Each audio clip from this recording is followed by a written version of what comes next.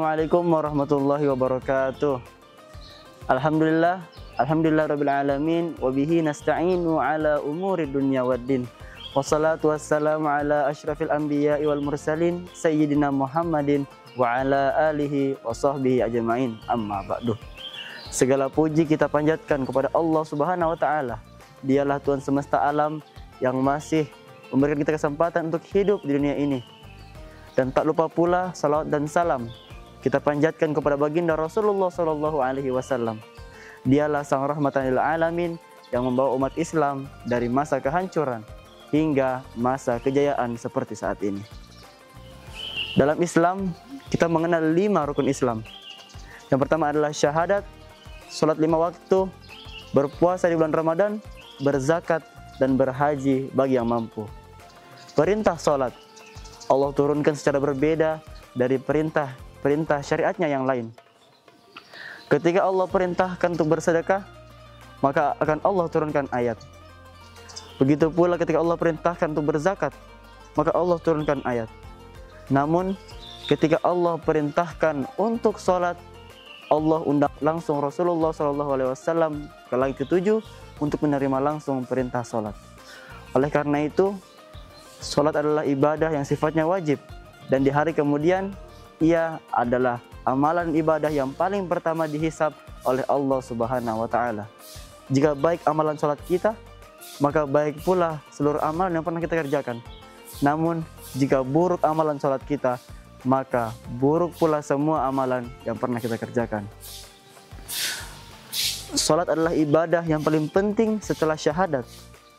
Dan juga dengan mengerjakan sholat, seorang hamba bisa terhindarkan dari perbuatan keji dan mungkar, dijauhi dari perbuatan dosa, dan dapat ditingkatkan derajatnya di sisi Allah Subhanahu wa taala. Oleh karena itu, insyaallah saya akan bawakan kultum singkat yang berjudul tentang fadilah atau keutamaan salat. Sebagai pengantar, Allah berfirman dalam Al-Qur'an, "Inna sholata kanat 'alal mu'minina kitaban mauquta." Dan sungguh salat itu adalah kewajiban yang telah ditetapkan waktunya bagi orang-orang yang beriman. Jadi salat itu adalah perintah Allah yang sifatnya wajib, yang tidak bisa kita undur waktunya, kita majukan waktunya, karena semua itu adalah ketetapan Allah Subhanahu wa taala. Keutamaan yang pertama adalah dapat menghapuskan dosa-dosa kecil kita. Dari Abu Sa'id Al-Khudri radhiyallahu anhu, beliau mengatakan bahwa Rasulullah sallallahu alaihi wasallam bersabda, di antara 5 waktu salat adalah kafarrah atau penghapus dosa, yakni di antara 1 waktu salat dengan waktu salat yang lainnya. Disebabkan keberkahan salat tersebut, maka dapat menghapus dosa-dosa kecil kita. Lanjut Nabi, sebagaimana seseorang yang bekerja di sebuah pabrik, tentu saja dirinya akan kotor dan berdebu. Namun di antara rumah dan pabriknya mengalir 5 sungai. Setiap orang tersebut pulang, ia akan singgah untuk mandi di kelima sungai tersebut. Dan oleh karena itu adalah pemisalan sholat 5 kali sehari kita.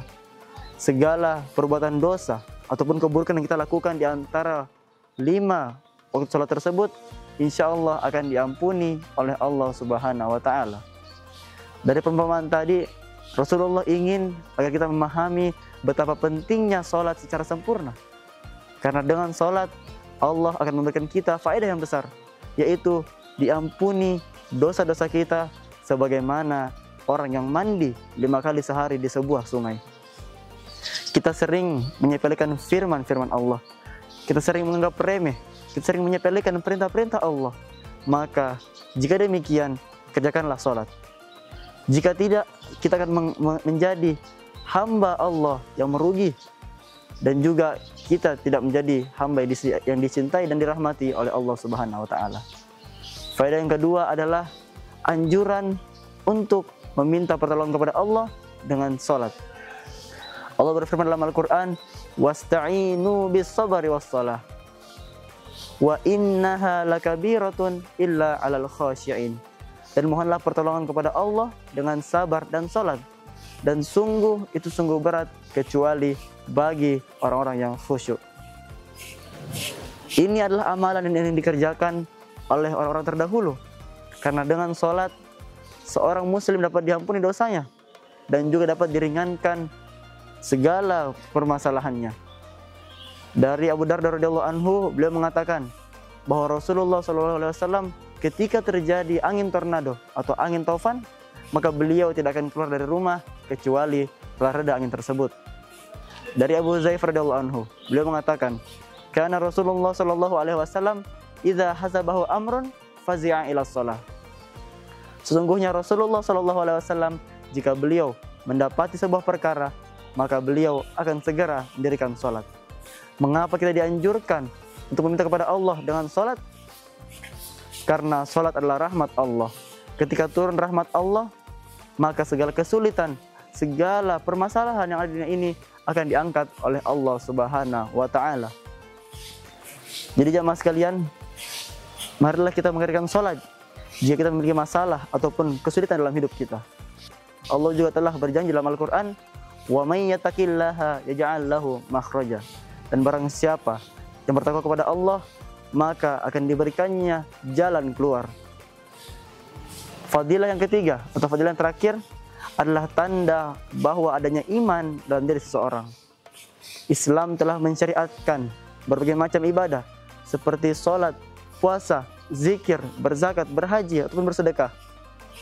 Dan semua itu adalah untuk meningkatkan amalan kita dan juga menjadi bukti bahwa ada iman dalam diri kita. Terutama adalah amalan sholat. Sholat adalah media komunikasi langsung kita kepada Sang Pencipta, kepada Allah Subhanahu wa Ta'ala. Karena dengan sholat kita seperti berdialog kepada Allah Subhanahu wa Ta'ala. Dan juga sholat adalah ibadah yang menjadi penentu diterima ibadah-ibadah kita yang lainnya. Apalagi jika kita meniatkan seluruh amalan tadi untuk mendapatkan rahmat Allah atau mencari ridhonya Allah, maka di sana kita akan menemukan buahnya iman, yaitu hati yang tenang dan hati yang tentram yang diberikan oleh Allah Subhanahu wa Ta'ala. Allah berfirman dalam hadis qudsi, "Wa ma taqarraba ilayya 'abdi bi syai'in ahabbu ilayya mimma aftaradtu 'alaihi." Dan tidak mendekatkan diri seorang hamba kepadaku kecuali dengan apa yang aku fardukan kepadanya atau yang aku sukai. Sebagai kesimpulan, marilah kita memperbanyak amalan kita pada bulan Ramadan ini. Apalagi kita telah memasuki fase ketiga dalam bulan Ramadan, yaitu fase terakhir dan juga fase yang paling mulia.